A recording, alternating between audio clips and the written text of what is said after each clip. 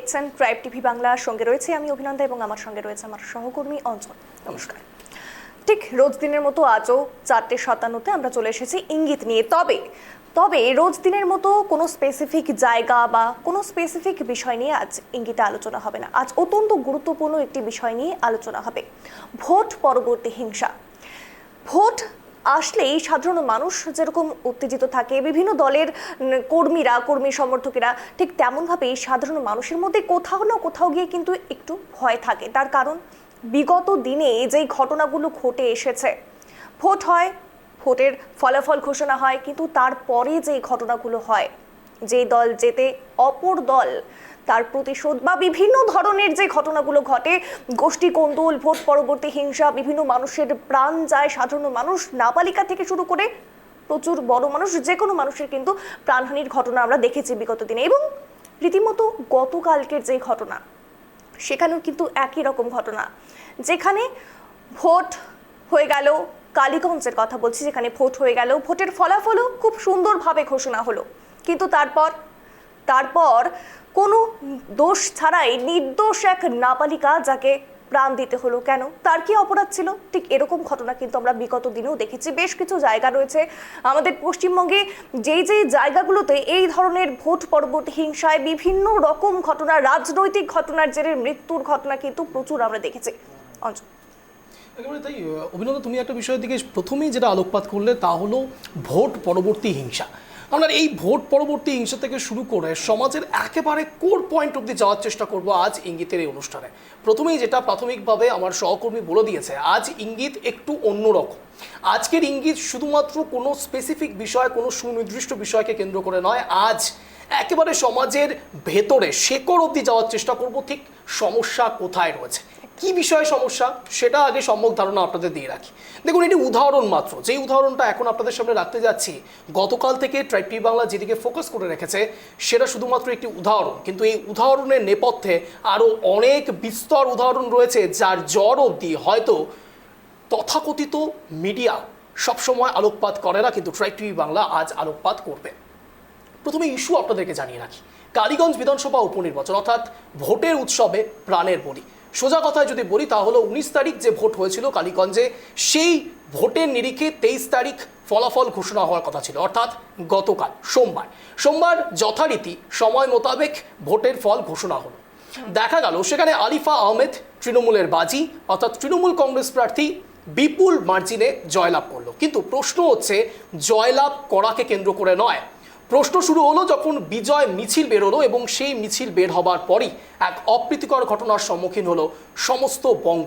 শুধুমাত্র কালীগঞ্জ বিধানসভা উপনির্বাচনকে কেন্দ্র করে গোটা রাজ্যের বুকে ধেয়ে এলো এক অপ্রীতিকর ঘটনার নজির। 10 বছরের একটি বাচ্চা মেয়ে, নাবালিকা, 4র্থ শ্রেণীতে সে পড়ে, তামান্না খাতুন, তার প্রাণ হারালো শুধুমাত্র কিছু বিজয় উল্লাসের প্রাণ কেন্দ্রে দাঁড়িয়ে থাকা কিছু উন্মত্ত মানুষ, তারা হঠাৎ করেই সকেট বোমা ফেলে দিল সেই বিজয় মিছিলের মধ্যে। অন্তত প্রাথমিক সূত্রে এটাই জানা গিয়েছে, এবং তারপরেই তামান্না খাতুনের এমতো অবস্থা। অর্থাৎ ঠিক এই জায়গা থেকে যাবতীয় রাজনৈতিক জল্পনা কল্পনা শুরু হলো। বিজেপি তৃণমূলকে খোঁচা, তৃণমূলের বিজেপিকে খোঁচা, সিপিআইএমের তৃণমূলকে খোঁচা, তৃণমূলের সিপিআইএমকে খোঁচা, অর্থাৎ পারস্পরিকভাবে কাদা ছোড়াছুড়ির রাজনীতি তো হলো, কিন্তু সাধারণের কথা বললো কে? তামান্না খাতুনের কথা বললো কে? সমাজের সেই অশিক্ষার কথা বললো কে? ঠিক কোন কোন জায়গায় সমস্যা থেকে গেল, আজ এই বিষয় নিয়েই প্রাইম টাইম ইঙ্গিত। প্রথমে একটি প্রতিবেদন, তারপর বিস্তারিত আলোচনা। দেখুন, বিধানসভা উপনির্বাচনের ভোট গণনার দিনই কালীগঞ্জে মর্মান্তিক ঘটনা, বোমা বিস্ফোরণে মৃত্যু হলো এক নাবালিকার। স্থানীয় সূত্রে খবর, উপনির্বাচনের জয় নিশ্চিত হতেই বিজয় মিছিল বার করেন স্থানীয় তৃণমূল নেতৃত্ব। অভিযোগ, সেই মিছিল থেকে বোমা ছোড়া হয়েছে। ঘটনাটি ঘটে কালীগঞ্জের মেলেদি এলাকায়। বাড়ি ফেরার পথে ওই বোমার আঘাতে আহত হন ওই নাবালিকা। কিছুক্ষণের মধ্যেই তার মৃত্যু হয় বলে খবর। জানা গিয়েছে, মৃতের নাম তামান্না খাতুন, সে 4র্থ শ্রেণীর পড়ুয়া। স্থানীয়দের একাংশের অভিযোগ, তৃণমূলের বিজয় মিছিল থেকে বোমা ছোড়া হয় সিপিএম কর্মীদের বাড়ি লক্ষ্য করে। সেই বোমা ফেটেই মৃত্যু হয় ওই নাবালিকার। ভোটটা জিতিতে বলে ওরা এসে পাড়ে চেড়ে বোম মারছে। কেন? আপনারা কোন পার্টি? আমরা এই Congress party, CPM Congress party. মেরেছে কারা? তৃণমূলের লোকরা। মানে 8 রাউন্ড কি 9 রাউন্ড গোনানো হয়েছে। তারপরে এরা হয়তো কিছু ভোটে এগিয়ে আছে, তারপরে এরা সিপিএম পার্টি করে, ওরা টিএমসি করে, ওরা ওই মানে এই বাচ্চাটার বাবা মা সত্যব্রত CPM করে? মুখার্জি ঝুনুর নির্দেশে ওরা এখানে হুকুম দেওয়ার পরে এরা এখানে বোমবাজি শুরু করে। এরা সব বাড়তে বাড়তে শুয়েছিল, এরা আচমকা ওরা বোম মেরে এরা খেয়ে তাড়াইতে লাগে। বাচ্চা মেয়েটা স্নান করতে যাচ্ছিল, বলছে না হোসেন মেয়েকে পেয়েছে কে ছেড়ে দেয়, ওই মেয়েটাকে ডাইরেক্ট ওকে দেবব্রত মুখার্জি উনি কি এখানকার তৃণমূলের কোনো ব্লক সভাপতি? পুলিশ এসেছিল অনেকক্ষণ পরে এসছে। কি চাইছেন আপনারা? আমরা ওর বিচার চাচ্ছি। কারা মেরেছে? তৃণমূলের লোকজন? হ্যাঁ, যারা এসছো তারা কি হেঁটে না বাইকে? হেঁটে বাড়ি এসেছিল। পাশে বাড়ি পাশে। ঘটনায় উদ্বেগ প্রকাশ করেছেন মুখ্যমন্ত্রী মমতা বন্দ্যোপাধ্যায়। একই সঙ্গে দোষীদের বিরুদ্ধে কঠোর পদক্ষেপ করার নির্দেশও দিয়েছেন তিনি। রাজ্য পুলিশও জানিয়েছে এই ঘটনার নেপথ্যে থাকা দোষীদের গ্রেপ্তার করতে কড়া পদক্ষেপ করা হবে। হ্যাঁ, অলরেডি আমরা আজকে একটা খুব দুর্ভাগ্যজনক একটা ঘটনা হয়েছে, যেটাতে একটা 13 বছর মেয়ে আহত হয়ে মারা গেছে। তো সেই জন্য আমরা অলরেডি আছেন, আমাদের পুলিশ অ্যাকশন স্টার্ট করেছে। আমরা নিশ্চয়ই মানে স্ট্রিক্ট অ্যাকশন নেব। ওটাতে অলরেডি একজন যাদের বিরুদ্ধে অ্যালিগেশন আছে, একজন সাসপেক্ট অ্যারেস্ট হয়েছে। আর এখানে আগেও আছেন মানে বম্বিংয়ের কেস হয়েছিল 2023 সালে, যেখানে দুটো লোকাল ট্রাইবাল গ্রুপস আছে। তার মধ্যে যে ইস্যুগুলো থাকে তার মধ্যে ওটাই মোটিভ হতে পারে বলে আমাদের প্রিলিমিনারি অ্যাসাম্পশনটা। এখন জাস্ট অ্যারেস্ট হয়েছে, আমাদের বডি পোস্টমর্টম বাকি যে অর এভিডেন্সগুলো কালেক্ট করার পরে আমরা এক্স্যাক্টলি বলতে পারবো কী হয়েছে। কিন্তু এটা একটা ঘটনা কি আগে এখানে সমস্যা হয়েছিল 2023 সালে আমাদের একজন এখানকার লোকাল ওসিও ইনজোর্ড হয়েছিল এই যে রাইভাল মানে যে বম্বিংয়ের মাধ্যমে। কালীগঞ্জে বোমা বিস্ফোরণের ঘটনাকে কেন্দ্র করে শুরু হয়েছে রাজনৈতিক চর্চা। বিরোধীরা তৃণমূলের বিরুদ্ধে বোমাবাজির অভিযোগ তুলেছে, প্রশ্ন তুলেছে পুলিশের ভূমিকা নিয়েও। আজকে টিএমসি পার্টি যে দুষ্কৃতীদের পার্টি, ক্রিমিনালসদের পার্টি, অ্যান্টি সোশ্যালদের পার্টি, সেটা আরেকবার করে প্রমাণ করে দিলেন মুখ্যমন্ত্রী মমতা বন্দ্যোপাধ্যায়। একটা সামান্য বাই ইলেকশন, তার উল্লাস, তার জয় জয়কার, আনন্দ হচ্ছে আসল বোম ফাটিয়ে। কোনো কালী পটকা বা চকলেট বোম আমাদের কালী পুজো দুর্গা পুজোর ওই পটকা নয়, আসল বোম। আমরা যেরকম আফগানিস্তান সিরিয়াতে দেখি না এ ফাটায়, বন্দুক ফাটায়, কদিন বাদে সেটাও দেখবেন। এর আগেও আমরা দেখেছি তৃণমূলের যুব নেতা পাঠিয়েছে। বোমা মারা হলো সংগঠিত হবে, মানে গ্রামকে লক্ষ্য করে পরপর বাড়িতে। সেটা বামপন্থীদের পরিচিত বলে বলা হচ্ছে। বামপন্থী অবামপন্থী বড় কথা নয়, মানুষের বাড়িতে আক্রমণ হচ্ছে। তাহলে বোমাগুলোকে গুছিয়ে রাখা হয়েছিল, সংগঠিত করা হয়েছিল। কে করেছিলেন? পুলিশ কি করছে? পুলিশ জানে না নাকি পুলিশের প্রশ্রয়ে নির্বাচনের জন্য বোমা মজুত করে রাখা হয়েছিল, সেই বোমা ফাটানো হলো, সেই বোমা মারা হলো? এ দায় পুলিশের, এ দায় প্রশাসনের, এ দায় তৃণমূলের গুন্ডা বাহিনীর। সংগঠিতভাবে বোমা জোগাড় করে মানুষের উপর আক্রমণ, এবং এটা নির্বাচনের জয় না, এটা বৃহৎসতার জয়। সোমবারই কালীগঞ্জ উপনির্বাচনে ফল প্রকাশ হয়েছে। তার মাঝে এ ধরনের ঘটনায় উদ্বেগ প্রকাশ করেছে নির্বাচন কমিশন। জেলা প্রশাসনের কাছে রিপোর্ট তলব করা হয়েছে। আমরা তো একটা রিপোর্ট চেয়েছি আমরা স্টেট নোডাল পুলিশ অফিসার থেকে আর ডিএম থেকে, আর রিপোর্ট পাওয়ার পরে আমরা বিবেচনা করব। আর এসব ঘটনা যেটা হয়েছে ওটা দেখা পরে আমরা প্রত্যেক ডিএমকে বলবো কি কাউন্টিং সময় আর কাউন্টিং পরে যেটা আছে বিজয় মিছিল যেটা হয় ওটা নিয়ে ওরা অল পলিটিক্যাল পার্টির সঙ্গে বসে ওখানে সিদ্ধান্ত দেবে কি কোন কোন এরিয়াতে হবে, কখন হবে না হবে, আর তারই সব জিনিস যেটা আছে ঠিক মতনই সঞ্চালন হোক। কালীগঞ্জে বোমাবাজিতে চতুর্থ শ্রেণীর ছাত্রীর মৃত্যু নিয়ে তোলপাড়। রাজনৈতিক বিশ্লেষকদের মতে যে বোমায় প্রাণহানি হতে পারে সেই বোমা নিয়ে বিজয় উল্লাস কিভাবে হয়, আর ফলাফল ঘোষণা হওয়ার আগেই এই উৎসব কিভাবে হয়, কেনই বা সেখানে বোমা নিয়ে বেরোচ্ছে, সেই প্রশ্নই উঠছে। Bureau report, tribe TV Bangla. ঠিক যাই প্রতিবেদন দেখলেন, এইরকম ঘটনা কিন্তু এবার প্রথম নয়, বিগত দিনেও ঘটেছে এরকম মর্মান্তিক ঘটনা। সালটা ছিল 2018, তারিখটা ছিল 20 এপ্রিল, যেখানে প্রতিদিনের মতো একতত্তি পৌলমী সে তার বাড়ির ফুল গাছে ফুল তুলতে গিয়েছিল। কিন্তু সে তখন দেখতে পায় ফুল গাছের নিচে একটি বল আকৃতির কিছু পড়ে রয়েছে। সে সেটিকে বল ভেবে তার দাদুকে দেখাতে নিয়ে যায়। তখন সেই বল, অর্থাৎ তার দাদু কিন্তু বুঝে গিয়েছিল যে সেটি বল নয়, সেটি একটি বোমা। আর সেই খুব আনন্দের সহকারে কিন্তু তার দাদুকে দেখাতে নিয়ে গিয়েছিল। আর নতুন বল পেয়ে এসে যেমনটা জানালাম, তার দাদু কিন্তু দেখে নাতনিকে বলে যে সেটি ফেলে দিতে, অর্থাৎ তৎক্ষণিক তার নাতনিকে বোমাটি ফেলে দিতে বলে তার দাদু। আর বোমা ফেলতেই ঘটে বিস্ফোরণ, বা হাত উড়ে যায় বছর 8-এর পৌলমী হালদারের। বসিরহাটের সুন্দরবনের হাড়োয়া থানার গোপালপুর 1 নম্বর গ্রাম পঞ্চায়েতের গোপালপুর গ্রামের বাসিন্দা শম্ভু হালদার ও দীপালি হালদারের মেয়ে পৌলমী হালদার, যার ছবি দেখতে পাচ্ছেন। আজ থেকে 7 বছর আগে, ঠিক পঞ্চায়েত ভোটের আগে বল ফেপে খেলতে গিয়ে বোমা বিস্ফোরণে হাত উড়ে যায় তার, জানিয়ে তোলপাড় হয়ে গিয়েছিল রাজ্য। আর সেই বিভীষিকা যেন এখনো চোখে মুখে লেগে রয়েছে পৌলমীর। যখন ঘটনা ঘটেছিল তখন সে 3য় শ্রেণীর ছাত্রী ছিল, এখন সে 10ম শ্রেণীর ছাত্রী। অনেকগুলি দিন কেটে গিয়েছে, কিন্তু সেই ভয়াবহ স্মৃতি যেন এখনো তার চোখে মুখে ভেসে বেড়ায়। ঘটনার পর তৃণমূল কংগ্রেসের স্থানীয় নেতৃত্বের সহযোগিতায় ও ফুটবলার দীপেন্দু বিশ্বাসের উদ্যোগে প্রায় 8 লক্ষ টাকা ব্যয়ে একটি কৃত্রিম হাতের ব্যবস্থা করা হয় পৌলমীর জন্য। কলকাতার এক বেসরকারি হাসপাতাল থেকে পাওয়া সেই কৃত্রিম হাত পরে সেই হাত পরে কিন্তু শিশুর বয়স কাটিয়েছে, কিন্তু যতদিন যাচ্ছে তার চেহারাও পরিবর্তন হচ্ছে, যার ফলে সেই কৃত্রিম হাত তার বাম হাতে আর ঢোকে না, যার ফলে সেই হাত সে ব্যবহার করতে পারে না। এখনো সেই দিনের কথা মনে পড়লে আতঙ্কিত হয়ে পড়ে সে। পৌলমী বলে, ভোট এলেই যেন আমার ভয় লাগে। চারিদিকে যখন বোমার খবর সে শোনে তখন সে আরো ভয় পেয়ে যায়। সে জানায় তার সাথে যা হয়েছে এরকম যেন কোনো বাচ্চার সাথে আর না হয়, নয়তো সে মানসিক ও শারীরিক দুইভাবেই ভেঙে পড়বে। মুরগি পালন করে এই পরিবারটি তাদের সংসার চালায়। পৌলমীর বাবা নার্ভের রোগে আক্রান্ত, ফলে তিনি কাজ করতে পারেন না। তার উপর তার ওষুধের খরচ, পাশাপাশি 2 মেয়ের পড়াশুনোর খরচ, দুয়ের মিশেলে অর্থনৈতিকভাবে দিশেহারা হয়েছে এই পরিবারটি। পাশাপাশি এখন নতুন বড় মাপের হাত তৈরিতে খরচ হবে প্রায় 16 লক্ষ টাকা। কোথা থেকে আসবে সেই টাকা?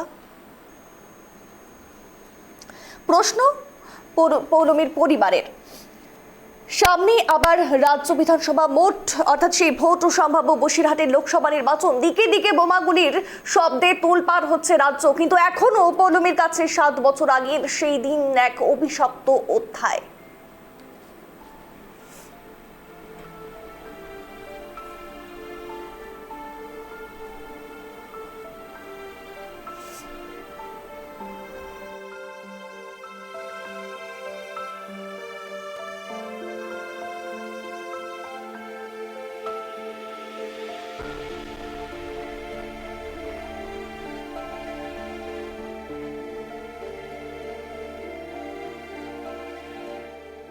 দু 2018 সালে ও ভোরবেলা ফুল তুলতে গেছিল, গিয়ে দেখে একটা বল মতন পড়ে আছে, ও সেটা হাতে করে নিয়ে আসলো। এনে ওর দাদু বলল, এই ওটা কি রে? ওটা তো বল। ও বলছে বল। ও বলছে, ও দাদু তখন বললো, না ওটা বল না, ওটা তো বোম। তাই এবার ও বললো বোম, বললো বলে সেই মুহূর্তে বোমটা ফুটে গেল। ফুটে গিয়ে ও অজ্ঞান হয়ে গেছিল। বোম ফুটে ওর বাঁ হাতটা একদম ছিন্ন বেছিন্ন হয়ে গেছিল। দেয়ালের গাটা একদম, সে হাতের কি অবস্থা সে দেখার মতন রক্তটা হয়ে গেছিল। তখন আমরা আর কি করব, নেতা মাতারা এসে ওকে গাড়ি করে হাসপাতালে নিয়ে গেছিল। নিয়ে গিয়ে তখন পরে এসে বললো, আমার নেতা মাতারা এসে বললো, আমরা একটা পরিস্থিতি দিচ্ছি, যে হাতটা উড়ে গেল, তাহলে আমরা ওর পল্লবীর মাকে একটা আমরা কাজ দিয়ে দেবো, এর কোনো করতে হবে না তোমাদের। কোনো ওরা কোনো কাজও আজও পর্যন্ত শুধু পরিস্থিতি দিয়ে রেখেছিল, আজও পর্যন্ত ওর মা কাজ দিইনি। ওর মা এখন লোকের বাড়ি কাজ করতে চলে যায় সংসার চালানোর জন্য। ভোরবেলা ফুল তুলতে গিয়েছিলাম, ওখানে আমি ফুল গাছের গোড়া একটা বল মানে বোম ছিল, আমি সেটাকে বল নিয়ে বাড়ি এনেছিলাম। তারপর আমার মামার বাড়ির দাদু আমাদের বাড়ি আসতো প্রত্যেকদিন সকালে করে, তা এসে বলে ওটা বল না, ওটা বোম। বলে যখনই বলেছে বোমটা ফেটে গিয়েছিল। তারপরে কি হলো? তারপরে আমি অজ্ঞান হয়ে গেছিলাম। জ্ঞান ফেরার পরে আমি দেখি আমি হসপিটালে। বাঁ হাতটা উড়ে গিয়েছিল। বারবার ঘটনা হচ্ছে, এটা প্রশাসনের দেখা উচিত। কালকে একটা জলজান্ত মেয়ের জীবন চলে গেল, এরম ঘটনা যেন আর কারণ না ঘটে, এটা আমি চাই। এটা মানে দেখা উচিত, আমার মতন যেন আর কারণ না হয়, সেটা আমি চাই। শুনুন নিশ্চয়ই সরাসরি যে ঘটনা আজ ট্রাইব টিভি বাংলা ব্রেক করছে আপনাদের সামনে, এই ঘটনা এর আগেও হয়তো আপনারা দেখে থাকবেন। দেখুন 2018 সাল থেকে শুরু করে 2025 সাল অবধি ইতিহাসের পাতা প্রচুর উল্টেছে। 18 থেকে 25 অবধি যদি আমরা পৌঁছে যাই তাহলে গুনে গুনে সহজ ক্যালকুলেশনে সহজ অঙ্কে 7 বছর পেরিয়ে গিয়েছে, কিন্তু একই রকম প্লট বাংলার বুকে বারংবার সামনে আসছে। দেখুন একরত্তি মেয়ে যে গতকাল প্রাণ হারালো, তার দায় সমাজকে তো নিতেই হবে, রাজনৈতিক নেতাদেরও নিতে হবে, কিন্তু তার আগে 2018 সালের সবথেকে মর্মান্তিক যে ঘটনা আজ আপনাদের সামনে রাখছি, অন্তত বঙ্গের বুকে সেই মেয়ে পর্যন্ত, সেই নাবালিকা পর্যন্ত আজ বলছে যে একজনের প্রাণ চলে গেল, এদিকে ধ্যান দেওয়া উচিত। আমরা জানি না ঠিক কোন দৃষ্টিতে সমাজ ঠিক সমাজটাকে দেখে, ঠিক কোন দৃষ্টিতে রাজনৈতিক নেতারা সমাজটাকে দেখে। আমরা জানি না শুধুমাত্র নিজেদের আখের গোছানোর জন্যই শেষ বেলা অবধি নিজেদের স্বায়ত্তশাসন কায়েম করবার জন্য এই সমস্ত কাজ রাজনৈতিক নেতাদের সমর্থকরা করেন কিনা, কিংবা কোনো গোষ্ঠী করে থাকেন কিনা, কিন্তু এর জ্বর অবধি যাওয়াটা অত্যন্ত দরকারি। শুধুমাত্র ইনসিডেন্ট নয়, ঘটনা নয়, আমরা বলছি দুর্ঘটনা যদি হয়েও থাকে তার নেপথ্যে কারণ নিশ্চয়ই থাকে, আর ঠিক সেই কারণটাই আজ খোঁজার চেষ্টা করব। বিভিন্ন কারণে ট্রাইব টিভি বাংলা সম্ভাব্য যে বিষয়গুলো আজ তুলে এনেছে তা আপনাদেরও চোখ খুলবে, আপনারাও ভাববেন, বুঝবেন এবং জানার চেষ্টা করবেন ঠিক কোন কোন জায়গায় সমস্যা রয়েছে। শুধুমাত্র দুর্ঘটনাকে দুর্ঘটনা বলে এড়িয়ে দেওয়া যায় না, ক্ষমা চাইলেই দুর্ঘটনা এড়ানো যায় না। সমাজের কোর পয়েন্টে ঢুকতে হয়, সমাজের সেই মূল সমস্যায় ঢুকতে হয়, তাহলেই সমাধান পর্যন্ত পৌঁছানো যেতে পারে। আপনাদেরকে এক নজরে দেখানোর চেষ্টা করব ঠিক ট্রাইব টিভি বাংলা সম্ভাব্য কোন কোন কারণগুলোর দিকে আলোকপাত করছে। দেখুন পার্টিগত সমস্যা থাকতে পারে, অর্থাৎ তৃণমূল বিজেপি সংঘর্ষ হচ্ছে, কিংবা বিজেপি তৃণমূলের বাদ দিয়ে সিপিআইএম কংগ্রেসের মধ্যে সরাসরি দুই পক্ষ তৃণমূলের সঙ্গে লড়াই করছে, কিংবা তৃণমূল গোষ্ঠী কোন্দল হচ্ছে, কিংবা এখন ঠিক অন্তত 2011 সেন্সাসের পর থেকে অন্তত 2014 বিজেপির গভর্নমেন্ট আসবার পর থেকে অন্তত এই সময় বঙ্গে দাঁড়িয়ে 2026 বিধানসভা নির্বাচনের ঠিক দোরগোড়ায় একের পর এক হিন্দু মুসলমান এই কট্টরপন্থী রাজনীতিতে দিনের পর দিন হিন্দু মুসলমানের মধ্যেও আজকাল দাঙ্গা লাগছে, অশান্তির বাতাবরণ তৈরি হচ্ছে, হিংসার বাতাবরণ তৈরি হচ্ছে। না কোনো রাজনৈতিক প্রোপাগান্ডা নয়, বিজেপি তৃণমূল সিপিআইএম কংগ্রেসকে তোষামত করা নয়, সোজা কথা সোজাভাবে ইঙ্গিতটা আজ এখানে যে সমাজের সেই গহীন অরণ্যে ক্রমাগত অন্ধকারে নিমজ্জিত হচ্ছি আমরা এবং সেখান থেকে বেরোনোর কোনো পথ আমরা খুঁজে পাচ্ছি না। কিন্তু বুঝে দেখবেন যে এই দলগত সমস্যা কিংবা জাতিগত সমস্যা কিংবা গোষ্ঠী কোন্দল যেভাবেই ব্যাখ্যা করুন না কেন, এর সত্যি কি কোনো বিশ্লেষণ করা যায়? অন্তত যে উদাহরণগুলো বারংবার সামনে আসে সেই উদাহরণগুলোর পরে শুধুমাত্র জাতিগত সমস্যা বলে দূরে ঠেলে দেওয়া যায়, শুধুমাত্র দলগত সমস্যা বলে সমস্যাকে দূরে ঠেলে দেওয়া যায়, গোষ্ঠী কোন্দল বলে সমস্যাকে দূরে ঠেলে দিয়ে সামগ্রিক অবস্থাকে কি ঠিক করা যায়? প্রশাসন কি করছে, রাজনৈতিক নেতারা কি করছে? তারা দিনের পর দিন স্লোগান শাউটিং করছেন, তারা দিনের পর দিন বলছে সমাজের এই সমস্যা রয়েছে, সমাজের ওই সমস্যা রয়েছে, তাই জন্য আমাকে ভোট দিন, আমি ভোট দিলে সমাজের এই সমস্যা কাটিয়ে তুলব, আমায় ভোট দিন তাহলে আমি হিন্দু মুসলমান করতে দেব না, আমায় ভোট দিন তাহলে সাধারণ মানুষের কোনো সমস্যা থাকবে না। কিন্তু দিন শেষে যখন সেই সাধারণ মানুষ সত্যি বুঝে শুনে প্রতিশ্রুতিবদ্ধ সেই নেতাকে ভরসা করে যখন ভোটটা দিচ্ছেন, তারপরে এই রকম উদাহরণ, এই রকম চিত্র বারংবার সমাজের বুকে আসছে। হয়তো কারো হাত কাটা যাচ্ছে, কিংবা কারো গলা, কিংবা হয়তো বল ভেবে সেই বোমা ফেটে গিয়ে কেউ মারা যাচ্ছে। কিন্তু সমাজের সেই গহীন অরণ্য, সমাজের সেই বিটার ট্রুথ, সমাজের সেই তিক্ত অভিজ্ঞতা থেকে কেউ বেরোতে পারছি না আমরা। ঠিক সম্ভাব্য কোন কোন কারণ ট্রাইব টিভি বাংলা তুলে এনেছে আজ দেখাচ্ছি এক নজরে। দেখুন জেলাভিত্তিক ক্রাইম রেট এই মুহূর্তে আমাদের সামনে আসছে মুর্শিদাবাদ থেকে, যেখানে সাক্ষরতার হার 63.88%, ধর্মভিত্তিক জনসংখ্যা রয়েছে হিন্দুর পক্ষ থেকে 33.21%, মুসলিমের পক্ষ থেকে 66.27%। দেখুন এখানে জেলাভিত্তিক ক্রাইম রেট বলতে সম্ভাব্য এই জায়গাগুলো থেকে বিগত দিনে সবচাইতে বেশি ক্রাইমের রিপোর্ট সামনে আসছে। ট্রাইব টিভি বাংলা শুধুমাত্র সেই সম্ভাব্য বিষয়গুলোই তুলে ধরছে এবং মালদা এর মধ্যে একটি অন্যতম জায়গা।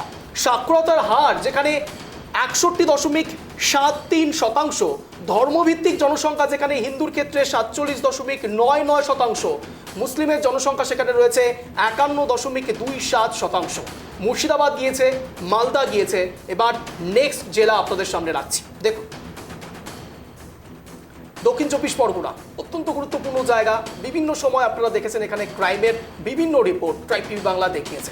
সাক্ষরতার হার যেখানে 77.51%, ধর্মভিত্তিক জনসংখ্যা দেখলে চোখ কপালে উঠছে। হিন্দু 63.17%, মুসলিম 35.57%।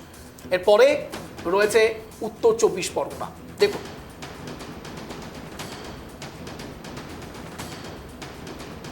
উত্তর চব্বিশ পরগনায় সাক্ষরতার হার রয়েছে 84.06%, ধর্মভিত্তিক জনসংখ্যা রয়েছে হিন্দুর ক্ষেত্রে 73.46%, মুসলিম 25.82%। ওই যে কথায় আছে না, রাজায় রাজায় যুদ্ধ হয়, উলুখাগড়ার প্রাণ যায়, ঠিক এখানেও একই রকম বিষয় বারংবার উঠে আসে।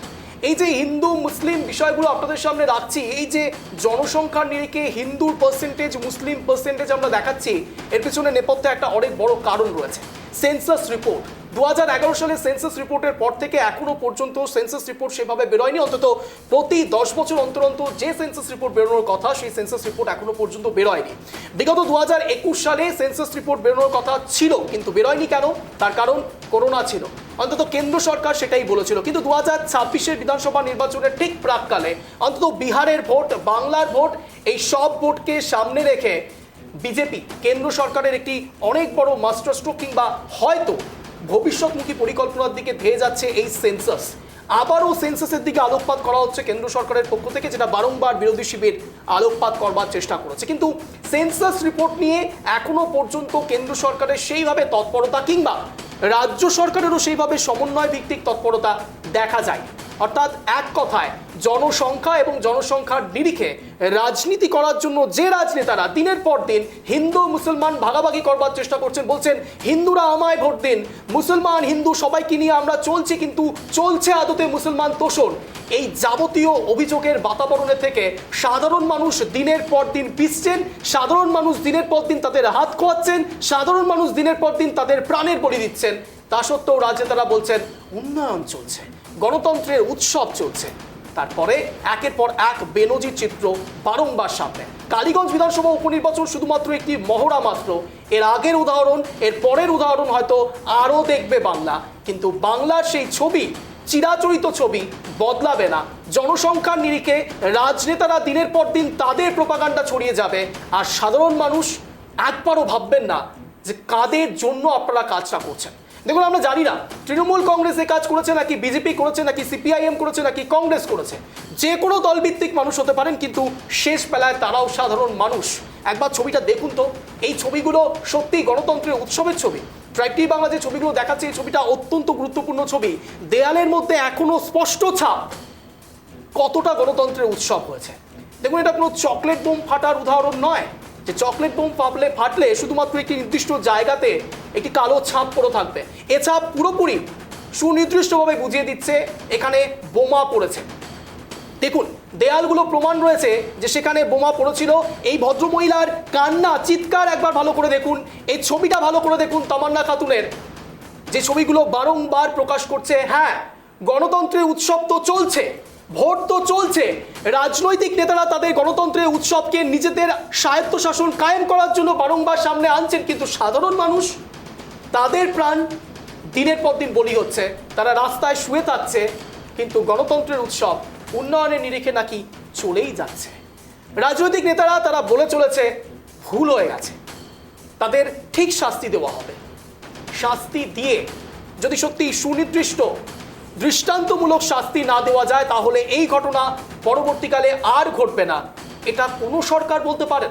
দেখুন, যদি আমরা কোনো তৃণমূল কংগ্রেসকে এ বিষয়ে প্রশ্ন করি, কিংবা বিজেপিকে এ বিষয়ে প্রশ্ন করি, কিংবা সিপিআইএম কংগ্রেসকে প্রশ্ন করি, তাহলে তারা নিজস্ব ভিত্তিক কিছু আলোচনা করবেন। তারা বলবেন কোনো সরকার আসলে পরে কি এটা হবে না, আমাদের সময়ে কি শুধুমাত্র এটা হচ্ছে, কত ব্যাখ্যা না।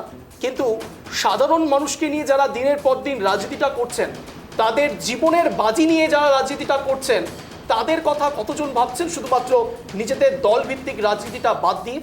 অভিনন্দন, এটাই সবচেয়ে বড় ইঙ্গিত। অভাব, স্বভাব, রাজনীতি, এই তিন প্রেক্ষাপট এই মুহূর্তে বঙ্গ রাজনীতির কিংবা দেশীয় রাজনীতির ক্ষেত্রে একটা বড়সড় মাইল ফলক হয়ে দাঁড়াচ্ছে, যেটার সত্যিই কোনো সলিউশন হয় কিনা কিংবা এই অসুখের সমাধান কি রয়েছে কোনো রাজনেতার কাছেই হয়তো নেই। কিন্তু এই মুহূর্তে দাঁড়িয়ে আপনাদেরকে বোঝানোর চেষ্টা করব, শুধুমাত্র তথ্যভিত্তিক নয়, আপনাদেরকে বোঝানোর চেষ্টা করব একেবারে গ্রাউন্ড জিরো রিপোর্ট দিয়ে, যে ঠিক সেই জায়গাতে যে জায়গাগুলোকে আমরা অন্তত ফোকাসে এনেছি সেই জায়গাগুলো সত্যি এই ঘটনাগুলো ঘটছে কিনা। একেবারে গ্রাউন্ড জিরো রিপোর্ট। এই মুহূর্তে যারা আমাদের সঙ্গে জুড়েছেন তাদের সঙ্গে সরাসরি আপনাদের কথা বলবো আমরা, এবং আপনারা দেখতে পাবেন যে সত্যি গ্রাউন্ড জিরো রিপোর্ট ঠিক এরকমই উঠে আসছে। আমাদের সঙ্গে ইতিমধ্যেই 4 জেলা থেকে 4 প্রতিনিধি আমাদের সঙ্গে ইতিমধ্যেই জুড়ে গিয়েছেন। মুর্শিদাবাদ থেকে রয়েছে সাগর মণ্ডল, দক্ষিণ 24 পরগনা থেকে রয়েছেন গোপাল শীল, উত্তর 24 পরগনা থেকে রয়েছে সিরাজুল মিস্ত্রি, মালদা থেকে রয়েছে রুহুল আমিন। দেখো, আমরা ঠিক যে বিষয় নিয়ে আজ আলোচনা করছি, প্রথমেই আমি রুহুলের কাছে যাব। রুহুল একেবারে জলজন্ত উদাহরণ। কিছুদিন আগেই সাগরকে বলবো প্লিজ ভিডিও অন করো, আমি রুহুলের কাছে যাব। রুহুল, একটা বিষয় এখানে অত্যন্ত গুরুত্বপূর্ণ ছিল, তা হলো কিছুদিন আগে আমরা দেখেছি বাবলা সরকারের মতো উদাহরণ সামনে এসছে। বিগত দিনে গোষ্ঠী কোন্দল বারংবার সামনে এসছে। এই ঘটনা সত্যি কি দায় এড়ানোর মতো জায়গায় রয়েছে রুহুল? গ্রাউন্ড রিপোর্ট কি বলছে? বাকিরা প্লিজ মিউট রাখুন। একেবারে অর্জনদা, তোমাকে প্রথমে বলবো সময় বদলাচ্ছে কিন্তু চিন্তা বদলাচ্ছে না। রাজনৈতিক দলগুলির নেতৃত্ব এবং যারা গ্রামে গঞ্জে ব্লকে বুথে পঞ্চায়েত স্তরে যারা রাজনীতি করছে, তারা ভোট আসলেই যেমন একে অপরের শত্রু হয়ে যায়, ভোটের পরেই কিন্তু তারা একে অপরে আবার মিত্রও হয়ে যায়। কোথাও কোথাও দেখা যায় চায়ের দোকানে একই চায়ের কাপে কিন্তু দুই দলের কিন্তু যারা নেতা, যারা ভোটের সময় যারা মারপিট করেছিলেন, খুনাখুনি করেছিলেন, তারা আবার এক হতে। কোথাও আবার দেখা গিয়েছে যে ভোটের সময়, ভোট আসলে ভোটের সময় রাজনৈতিক স্বার্থ কুলাপের জন্য তারা কিন্তু একে অপরকে বোমা গুলি করে খুন করেছেন।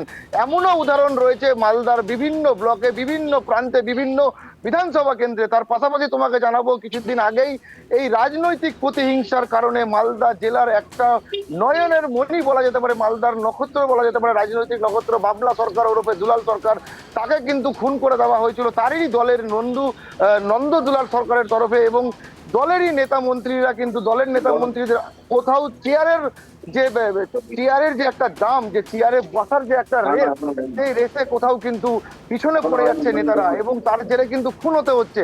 এবং তার পাশাপাশি তোমাকে আরেকটা যে ঘটনা তুলে ধরবো, ইদানিং যে ঘটনা ঘটেছে, যে ঘটনা কিন্তু গোটা রাজ্য গা শিউড়ে দিয়েছিল। মালদার কালিয়াচকে হাসু শেখ বলে এক তৃণমূল কর্মী, তার মাথাতে পাথর দিয়ে থেতলে খুন করে দেওয়া হয়েছিল। দলেরই অপর গোষ্ঠীর বিরুদ্ধে কিন্তু অভিযোগ হয়েছিল, তারা কিন্তু বর্তমানে জেলে রয়েছে, তাদের বিরুদ্ধে কিন্তু পুলিশ মামলা রুজু করেছে এবং তাদেরকে কিন্তু রিমান্ডে নিয়েছিল পুলিশ। তাদের কাছ থেকে যেমনটা জানতে পাওয়া গেছিল যে তাদের কিন্তু একমাত্র লড়াই হচ্ছে জায়গা দখলের লড়াই, চেয়ার দখলের লড়াই। অর্থাৎ যে এলাকায় একটা নেতা থাকবে সেই এলাকায় একটা নেতাই হবে না। কারণ বিগত বামফ্রন্ট আমলে, তোমাকে আমি বলবো অঞ্জনদা, মালদা জেলার যে ভৌগোলিক চিত্রটা ছিল, বাম জামানায় কিন্তু পায়ের চটি খসে গিয়ে তারপরে নেতা হওয়া যাচ্ছিল। বর্তমান শাসক দল এবং বিরোধী দলে উঠে এসে জুড়ে বসা নেতাদের পরিসংখ্যানটা কিন্তু অনেকটাই বেশি। এইটাও একটা বড় কারণ দেখা যাচ্ছে। মালদা জেলার রাজনৈতিক বিশেষজ্ঞরা তারা বলছেন, যারা দল ছেড়ে দল ত্যাগ করে তারা কিন্তু বর্তমানে শাসক দলে কিন্তু বড় বড় পদমর্যাদা পেয়ে যাচ্ছেন। কোথাও যারা দীর্ঘদিন ধরে রাজনীতি করেছে তারা কিন্তু সেই জায়গাটা পাচ্ছে না। এটাও কিন্তু একটা বড় কারণ, খুনের ঘটনা এবং এই যে গোলাগুলির ঘটনা কিন্তু মালদা জেলার। অঞ্জন, রুহুল এক কথায়, রুহুল যেটা বলার চেষ্টা করলো তা হলো অস্তিত্বের জন্য সংগ্রাম। দিনের পর দিন বিভিন্ন নেতারা শুধুমাত্র নিজেদের স্বায়ত্তশাসন কায়েম করবার জন্য যে কোনো কঠিন সিদ্ধান্ত পর্যন্ত নিয়ে নিচ্ছেন, পদক্ষেপ পর্যন্ত নিয়ে নিচ্ছেন। একে অপরের সঙ্গে হিংসার মতো ঘটনাও বারংবার সামনে আসছে। মালদার ঘটনা যেমন আমরা দেখাচ্ছি ইতিমধ্যে, অভিনন্দন, একেবারে আমরা মুর্শিদাবাদের ছবিটাও একটু দেখবো। সাগর জানতে চাইবো এই মুহূর্তের ঠিক ছবিটা কি ধরা পড়ছে, এবং আরেকটি বিষয় বলবো, যেখানে বিগত দিনে মুর্শিদাবাদে এই ওয়াকফ আইন নিয়ে যে বিভৎস ঘটনাগুলো ঘটেছে, যার জেরে প্রাণও হারিয়েছেন প্রচুর মানুষ, ঘর ছাড়া হয়েছেন শামসেরগঞ্জ এবং বিভিন্ন জায়গার মুর্শিদাবাদের, যে এই ধরনের চিত্রগুলো উঠে এসেছে, এই মুহূর্তের চিত্রটা ঠিক কিরকম এবং কি কি ধরনের ঘটনা ঘটেছিল, বিস্তারিত।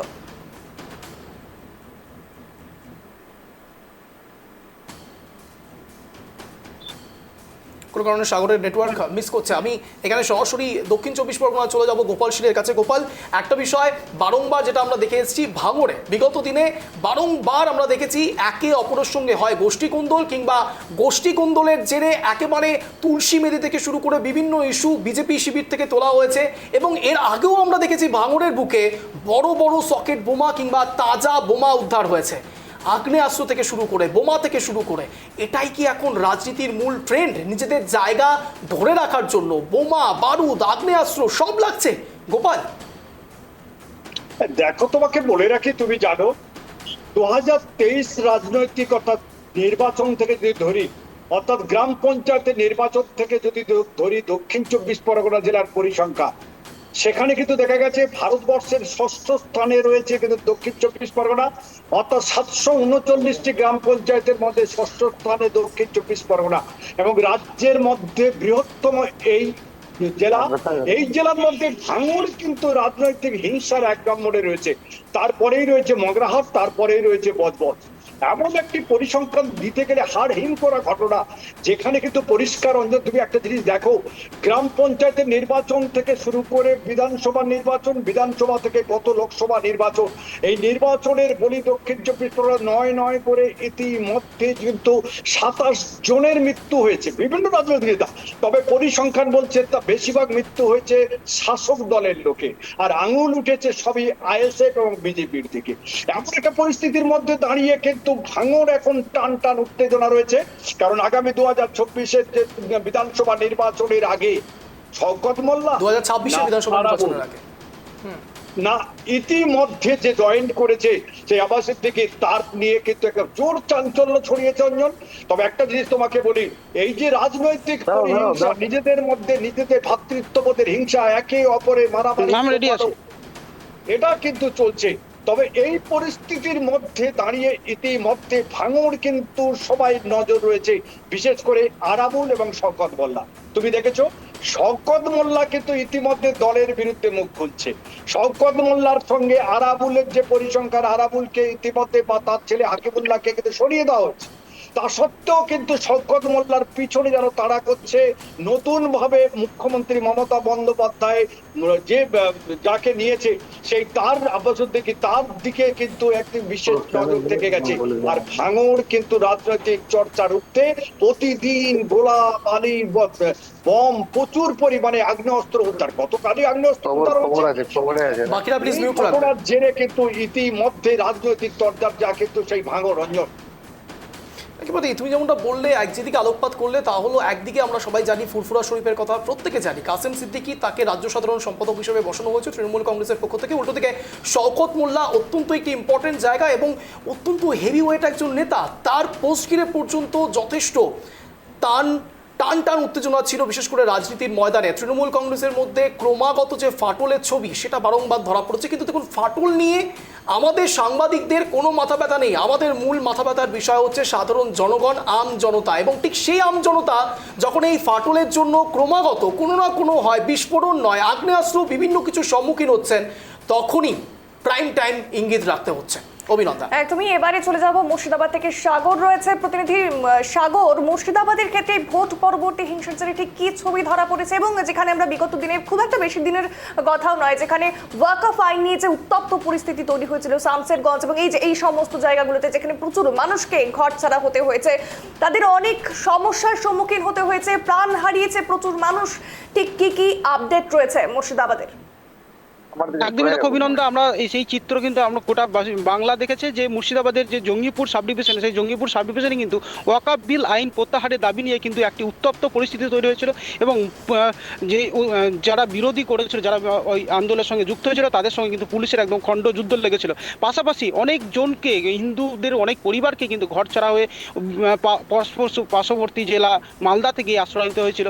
আমরা সেই চিত্র কিন্তু দেখেছি, কিন্তু একই সঙ্গে কিন্তু বাবা এবং ছেলে দুইজনকেই কিন্তু পিটিয়ে খুন করেছে। প্লাস পুলিশের ছোড়া গুলিতেও কিন্তু একজন আমরা জখম হয়েছিল, সেই চিত্র আমরা দেখেছি। তবে মুর্শিদাবাদ প্রত্যেক দিনই কিন্তু খবরের শিরোনামে থাকে, কোথাও বোমা উদ্ধার বা কোথাও আগ্নেয় অস্ত্র উদ্ধার, এরকম পরিস্থিতি কিন্তু যত বিধানসভা ভোট দেখো যত আগেই আসছে তত কিন্তু মুর্শিদাবাদ কিন্তু আস্তে আস্তে একটি অন্যরকম রূপ নিয়ে নিচ্ছে। তবে সেই বিষয়ে কিন্তু রাজনৈতিকের পক্ষ থেকেও কিন্তু একটি চাপা উত্তেজনা সৃষ্টি হচ্ছে এবং প্রভাব পড়ছে কিন্তু বিভিন্ন রাজনৈতিক দলের ক্ষেত্রেও, যে হারে ওয়াকাফ বিল আইন এবং এই যে মুর্শিদাবাদের বিভিন্ন জায়গা থেকে যে হারে বোমা উদ্ধার, যে হারে গুলি উদ্ধার এবং যে হারে বন্দুক উদ্ধার হয়েছে, এবং আমরা সেই চিত্র দেখেছি যে মুর্শিদাবাদের বিভিন্ন জায়গা থেকে বোমা বাঁধতে গিয়েও কিন্তু বিস্ফোরণে কিন্তু মারা গেছে। এবং মুর্শিদাবাদে কয়েকদিন আগে আমরা দেখেছিলাম যে ভরতপুরের একটি জায়গা থেকে বন্দুক তৈরি কারখানাও কিন্তু আমরা হদিশ পেয়েছিলাম এবং সেই খবর কিন্তু আমরা টাইপ টিভি বাংলাতে দেখিয়েছিলাম। তবে মুর্শিদাবাদের যে বিধানসভা ভোট যত আগিয়ে আসছে তত কিন্তু উত্তপ্ত হয়ে পরিস্থিতি তৈরি হচ্ছে মুর্শিদাবাদ। অভিনন্দন। একদমই, অসংখ্য ধন্যবাদ সাগর। একেবারে তাই। এবার সরাসরি সাগরের থেকে আমি সাগরের কাছে আবারও আসবো, আরও অনেক কিছু প্রশ্ন রয়েছে, অনেক ইঙ্গিত দেওয়ার রয়েছে দর্শককে। আমি এখানে সরাসরি বসিরহাট থেকে সিরাজুল মিস্ত্রি রয়েছে আমাদের সঙ্গে। সিরাজুল, বসিরহাটের ছবিটাও কিন্তু নেহাত ভুলে যাওয়ার মতো নয়। শেখ শাহজাহানের কথা বারংবার আমাদের মনে পড়ে, শেখ শাহজাহানের স্মৃতি আমাদের মনে পড়ে যায়। ইঙ্গিত একটি জায়গাতেই, তা হলো এত বড় বড় দুর্নীতির কথা সামনে আসে, এত বড় বড় হিংসার ঘটনা সামনে আসে, পুলিশ প্রশাসনের ভূমিকা তাদের কি থাকে এবং তার সঙ্গে সঙ্গে সাধারণ মানুষের মধ্যেই বা প্রতিক্রিয়া ঠিক কী উঠে আসে অন্তত বসিরহাটের ক্ষেত্রে? সিরাজুল।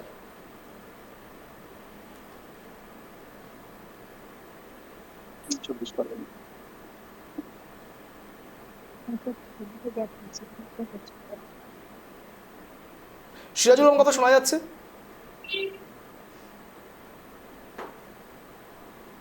কোনো যোগাযোগ বিচ্ছিন্ন হচ্ছে। আমি আবারও সরাসরি রুহুলের কাছেই চলে যাব।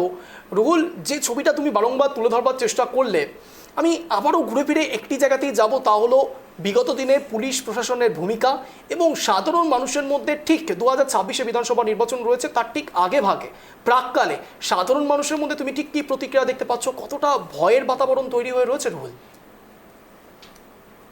দেখো, বিগত কয়েক মাস ধরে যেভাবে মালদায় সন্ত্রাসী যে হামলা চলছে, যেখানে গুলি বারুদ এবং বোমা প্রতিনিয়ত কিন্তু প্রত্যেকটা ব্লকের এক একটা এলাকায় দেখা যাচ্ছে এবং প্রতিনিয়ত কিন্তু দুষ্কৃতীদের আনাগোনা মালদায় বাড়ছে। যেমন চুরি তেমনি ডাকাতি, তেমনি কিন্তু বোমা ছুড়ে আহত হচ্ছেন বেশ কয়েকজন যুবক। প্রতিদিন কিন্তু শিরোনামে মালদা জেলা কিন্তু থাকছে। তার পাশাপাশি তুমি যেমনটা বললে, সাধারণ মানুষের একটাই প্রশ্ন, সাধারণ মানুষ নিরাপত্তা চায়। সাধারণ মানুষ কিন্তু নিরাপত্তার অভাব ভোগ করছে মালদা জেলাবাসী। তেমনই কিন্তু তৎপর রয়েছে পুলিশ। বিভিন্ন ব্লকের বিহার বাংলা লাগোয়া যে সমস্ত সীমানা রয়েছে, ঝাড়খণ্ড লাগোয়া সীমানা রয়েছে, সেই সমস্ত সীমানায় কিন্তু নাকা চেকিং পয়েন্ট, অর্থাৎ পুলিশের যে ব্যারিকেড, যে রুটিন যে চেকিং, সেটা কিন্তু বাড়ানো হয়েছে। তার পাশাপাশি বিভিন্ন নাকা চেকিং পয়েন্টগুলো থেকে কিন্তু পুলিশ বিপুল পরিমাণ আগ্নেয়াস্ত্র উদ্ধার করছে। তার পাশাপাশি বেআইনি মাদক কারবারিদের ধরে ফেলা হচ্ছে, তাদের বিরুদ্ধে মামলা করা হচ্ছে।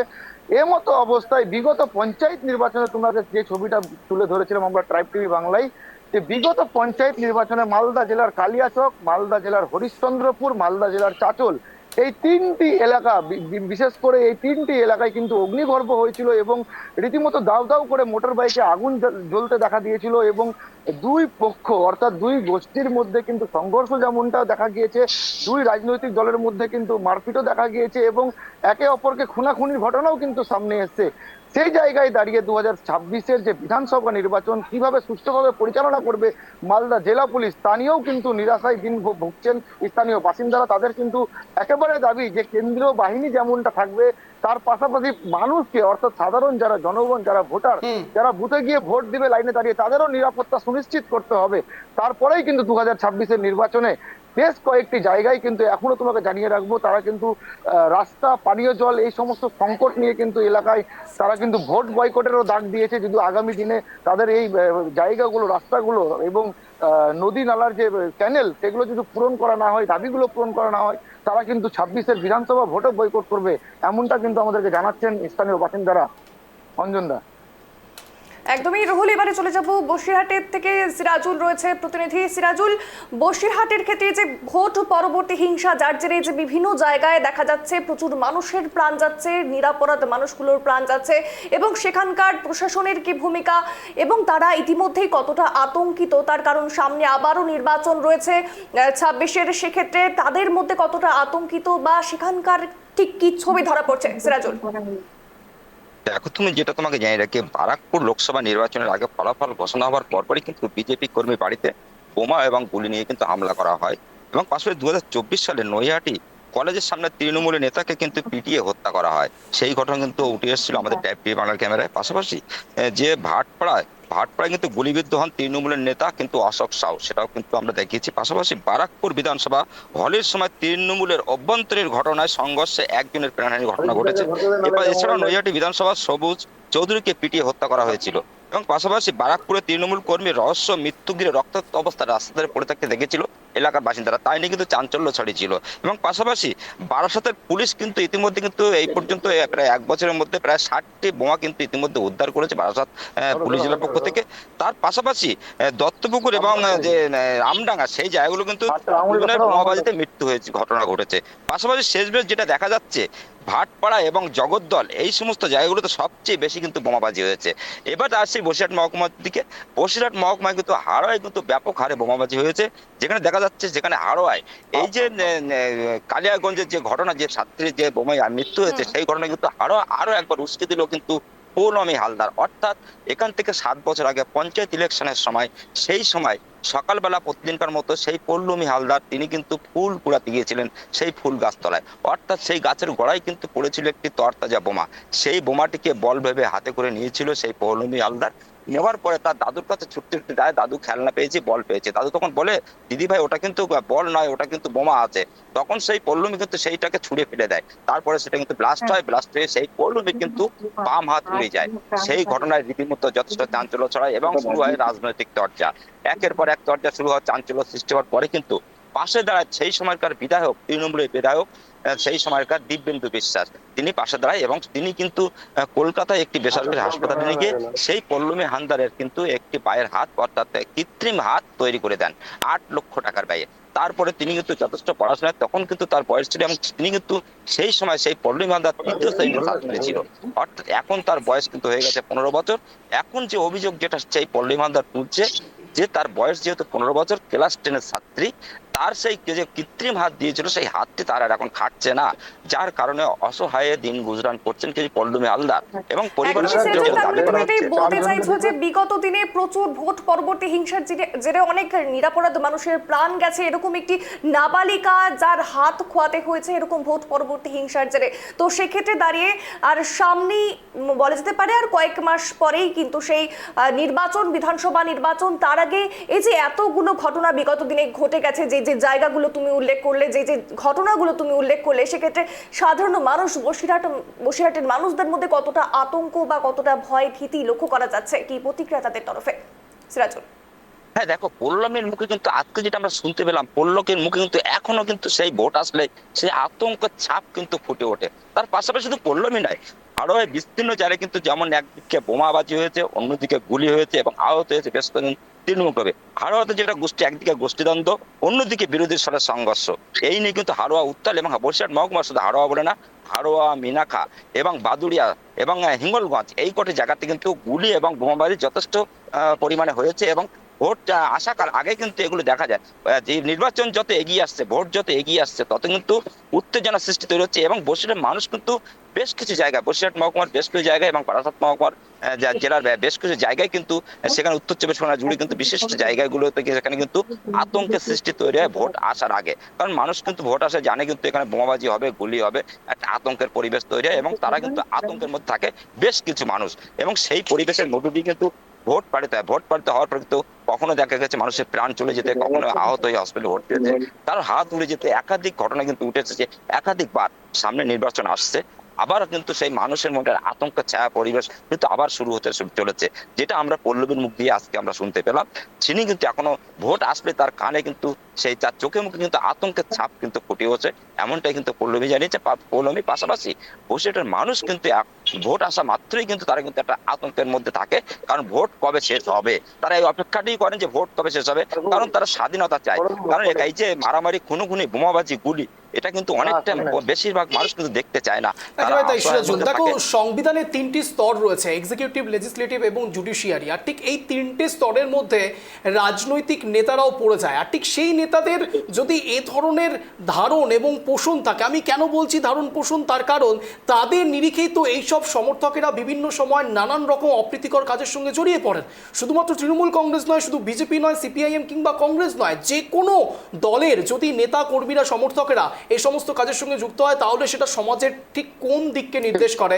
আজ আমি সবার থেকে ঠিক এই বিষয়ে জানার চেষ্টা করব। আমি প্রথমেই চলে যাব সরাসরি গোপাল শীলের কাছে। গোপাল, একটা বিষয় এখানে বারংবার উঠে আসে, তা হলো তোমার জেলাতেও সরাসরি আমরা দেখতে পাই সেখানে সাক্ষরতার হার যথেষ্ট রয়েছে। তাহলে শিক্ষিত সমাজের মধ্যে কেন এতটা নিপীড়ন কিংবা অধৈর্য বিষয়গুলো উঠে আসে, যেখান থেকে বারংবার এরকম অপ্রীতিকর ঘটনাগুলোর সম্মুখীন হয় সমস্ত বাংলা? সাক্ষরতার হার বাড়লে, শিক্ষিত লোকের হার বাড়লে এ ধরনের অপ্রীতিকর কাজ তো হওয়ার কথা নয় গোপাল।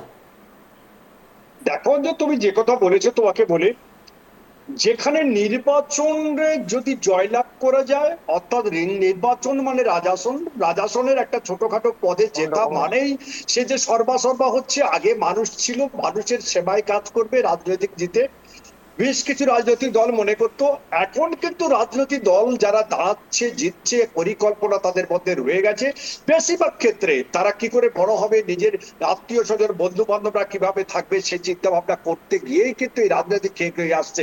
এবং কোন দল বড়, তোমাকে যেটা আমি বলছিলাম ভাঙনের কথা, শুধু ভাঙন নয়, আমরা পাশাপাশি যদি বিষ্ণুপুরকে দেখি, সমস্ত দক্ষিণ চব্বিশ পরগনাটাকেই ফোকাস করতে চাইছি।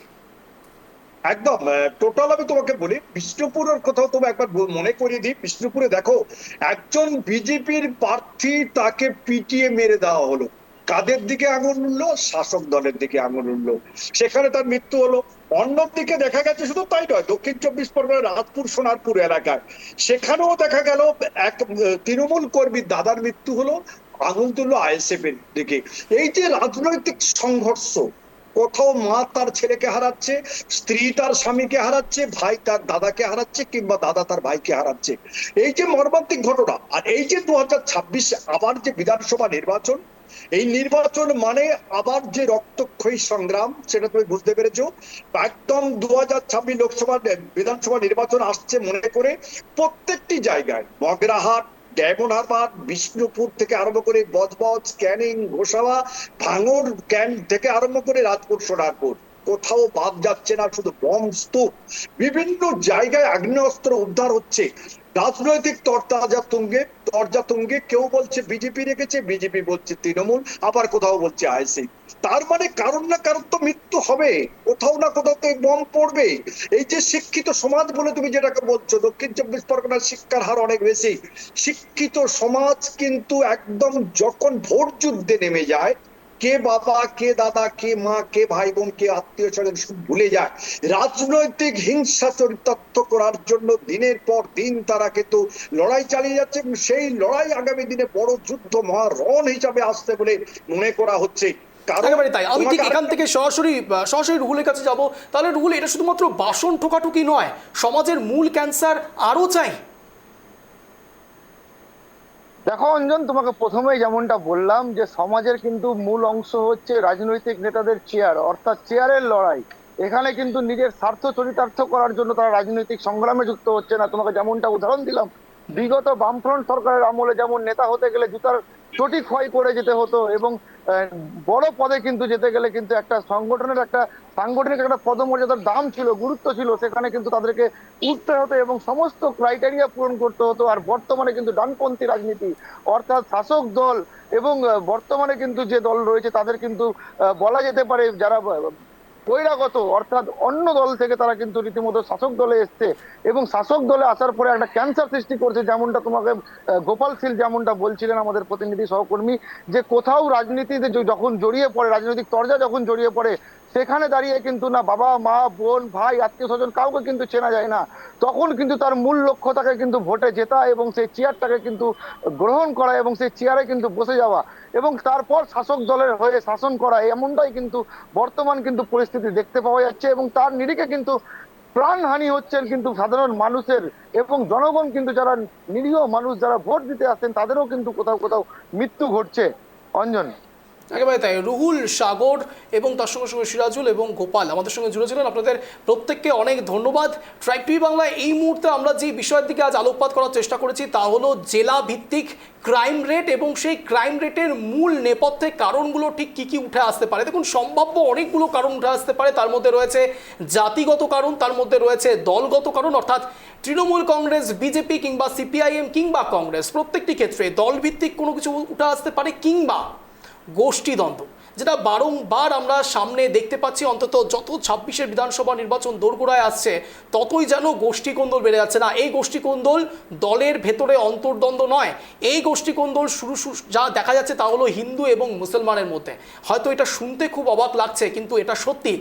বারংবার বিজেপি এবং তৃণমূল কংগ্রেসের পক্ষ থেকে তারা যে কথা বারংবার বোঝানোর চেষ্টা করছে সাধারণ মানুষকে, সাধারণ মানুষ ততটাই হয়তো ভয়ভীত হচ্ছে। দেখুন, কালীগঞ্জ বিধানসভা উপনির্বাচনের যদি আমরা অ্যানালিসিস করি তাহলে একটা বিষয় উঠে আসে, তা হলো মাইনরিটি ভোট। অর্থাৎ কালীগঞ্জ বিধানসভা উপনির্বাচনের ক্ষেত্রে মাইনরিটি ভোট অত্যন্ত একটি বড় ফ্যাক্টর হিসেবে কাজ করেছিল, এবং ঠিক সেই জায়গায় কখন 26-এর বিধানসভা নির্বাচনের ঠিক প্রাককালে এবং ওয়াকফ সংশোধনী আইন এখনো পর্যন্ত সাধারণ মানুষ ভুলে যেতে পারেনি। এবং সাধারণ মানুষ বলতে আমি বলতে চাইছি মাইনরিটি ভোট, অর্থাৎ মাইনরিটিরা অর্থাৎ সংখ্যালঘুরা সরাসরি এই বিষয়কে এখনো পর্যন্ত আলাদা করে দেখছে না। অর্থাৎ তৃণমূল কংগ্রেসের ক্ষেত্রে ওয়াকফ সংশোধনী আইন একটু হলেও ফরে যাচ্ছে, কিন্তু বিজেপি বারংবার হিন্দু হিন্দু হিন্দু বলতে বলতে মুসলমানদের অর্থাৎ ইসলাম ধর্মাবলম্বী মানুষদের আরও বেশি ভীত সন্ত্রস্ত করছেন, যার জের সরাসরি হিন্দু ধর্মাবলম্বী মানুষদের ওপরও পড়তে শুরু করছে। তাই এই আগুন খেলায় যা দিনের পর দিন দলগুলো নেমেছে তার শেষ বেলা অবধি হয়তো প্রতিক্রিয়াগুলো এরকমই আসতে পারে বারংবার। দেখুন, গতকালের যে ঘটনা, সে ঘটনা হয়তো কোনো গোষ্ঠীকোন্দল নয়, কিন্তু একটা বিষয় এখানে উঠে আসে, তা হলো কেন হঠাৎ বিজয় মিছিলের মধ্যে সকেট বোমা ব্যবহার করা হচ্ছে। সকেট বোমা যেমন তেমন বোমা নয়, কেন সাধারণ মানুষের কাছে এই সকেট বোমা এতটা উপলব্ধ হয়ে যাচ্ছে? আগ্নেয়াস্ত্র কী করে সাধারণ মানুষ পেয়ে যাচ্ছে? পুলিশ প্রশাসনের ভূমিকা ঠিক কী থাকছে? এবং রাজনৈতিক নেতাকর্মীদের ভূমিকা নিশ্চয়ই এমন এক জায়গায় রয়েছে যার জন্য তাদের সাকরেতরা, তাদের সমর্থনকারীরা প্রত্যেকে খুলেআম আম জনতার সামনে বোমা ফেলে দিচ্ছেন কিংবা আগ্নেয়াস্ত্র ফেলে দিচ্ছেন। হয়তো এই আগ্নেয়াস্ত্র যিনি ফেলেছেন তিনি হয়তো কোনো ছোটো মোটো নেতা হতে পারেন তৃণমূল কংগ্রেসের, কিন্তু যে বা যার দৌলতে এই কাজগুলো হচ্ছে তাকে ধরছে কজন? অর্থাৎ রাঘব বোয়ালকে কবে ধরা হবে? কান টানলে মাথা আসে। অর্থাৎ এ জায়গায় এই কান এবং মাথা, এই দুটো বিষয়কে কেন ধরা যাচ্ছে না, সমাজের ক্যান্সারকে কেন ধরা যাচ্ছে না, এটাই তো সবচেয়ে বড় ইঙ্গিত। সমাজের মূল স্তরে কেন এখনো পর্যন্ত ঢোকা যাচ্ছে না, যেখান থেকে এই বোমা, বারুদ, আগ্নেয়াস্ত্র এই সব কিছুকে ব্যান করা যায়। অন্তত বাংলার ক্ষেত্রে উইদাউট লাইসেন্সে কি করে এই জিনিসগুলো ব্যবহার হচ্ছে, সেক্ষেত্রে বাংলার সরকার ঠিক কী ভাবছে, রাজ্য সরকার, পুলিশ মন্ত্রী, মুখ্যমন্ত্রী মমতা বন্দ্যোপাধ্যায় কি ভাবছে, কি করেই বা সাধারণ মানুষের কাছে এতটা উপলব্ধ হয়ে যাচ্ছে আগ্নেয়াস্ত্র? কে ভাবছে? কজন ভাবছে? কজনই বা প্রশ্ন তুলছে? প্রশ্ন তুলছে তখন যখন কারো প্রাণের বলি হচ্ছে। ভোটের উৎসবে প্রাণের বলি প্রথমবার নয়, সাধারণভাবে নর্মাল সময়, স্বাভাবিক সময়, সেই সময় তো প্রাণের বলি হচ্ছে। আগ্নেয়াস্ত্র নিয়ে দাপাদাপি চলছে দুষ্কৃতীদের। কি করে পাচ্ছে তারা আগ্নেয়াস্ত্র? যদি তৃণমূল কংগ্রেসের ভাষায়, রাজ্য সরকারের ভাষায় যদি এটা মেনে নেওয়া যায় যে অন্য রাজ্য থেকে এ রাজ্যে প্রবেশ করছে, তাহলে এ রাজ্য থেকে ও রাজ্যে প্রবেশ করছে এতগুলো আগ্নেয়াস্ত্র নিয়ে, কি করে হচ্ছে? পুলিশ প্রশাসন কি করছে? কেন্দ্র সরকার কি করছে? রাজ্যের মধ্যে ঠিক কোন জায়গায় লাজ হতে সমস্যা হচ্ছে, যার জন্য এই সব দুষ্কৃতীরা দিনের পর দিন দাপাদাপি করছে, কখনো বা নেতাদের ওপর, কখনো বা সাধারণ মানুষের ওপর। সুপারি কিলার বিভিন্ন সময় আমরা দেখতে পাই, বিভিন্ন সময় নেতা মন্ত্রীদের সুপারি দিয়ে তাদেরকে পর্যন্ত মার্ডার বা খুন করবার চেষ্টা করা হচ্ছে, কিন্তু কেউ আমরা ভাবছি না সমাজের জ্বরটা, এই ক্যান্সারটার মূল জ্বরটা কোথায়। এই ক্যান্সারটার সবচেয়ে বড় মূল জ্বর হচ্ছে শিক্ষা।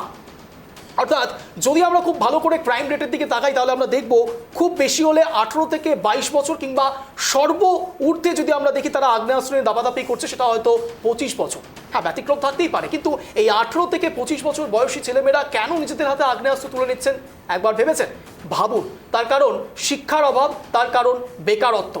খুব স্বাভাবিকভাবে তারা কিছু পয়সা পাওয়ার জন্য হয়তো এই ধরনের অ্যান্টি সোশ্যাল কাজগুলো করছেন, অপকর্মগুলো করছেন। কিন্তু কেন এত বেকারত্ব? কেউ ভাবছে না। কেন শিক্ষার হার কমছে? কেউ ভাবছে না। রাজনৈতিক নেতারা বলছে আমরা লক্ষ্মীর ভাণ্ডার দিচ্ছি, আমরা লাডলি বেহেনা দিচ্ছি, আমরা কংগ্রেসের পক্ষ থেকে আরো বেশি পরিমাণে টাকা দেব যেখান থেকে সাধারণ মানুষকে কাছে টানা যায়। সিপিআইএম বলছে আমরা সেকুলারিজমে বিশ্বাসী। সেকুলার শব্দটা, শিক্ষা শব্দটা কেন বলতে হচ্ছে লক্ষ্মীর ভান্ডার, কেন বলতে হচ্ছে উন্নয়নে নজির করার জন্য লাডলি বেহেনা, কেন এটা বলা যাচ্ছে না যে শিক্ষা দরকার আমাদের জাতির জন্য, আমাদের সমাজের জন্য, আমাদের প্রত্যেকটি ছেলেমেয়ের জন্যে শিক্ষার দরকার, শিক্ষা জাতির মেরুদণ্ড।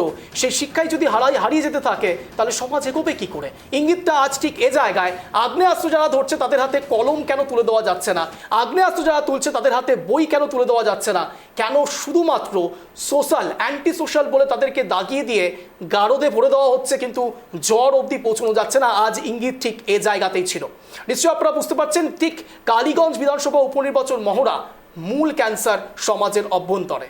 এই ক্যান্সারের দিকে যতদিন পর্যন্ত রাজ্য সরকার কিংবা কেন্দ্র সরকার কিংবা কোনো জননেতারা না যাওয়ার চেষ্টা করবে ততদিন পর্যন্ত বারংবার ট্রাইব টিভি বাংলা এভাবেই ইঙ্গিত দিতে থাকবে, ঠিক যেমনটা প্রতিদিন বিকেল 4:57 প্রাইম টাইমে ইঙ্গিত দিয়ে অঞ্জন, অভিনন্দা কিংবা আমাদের সহকর্মীরা থেকে থাকেন।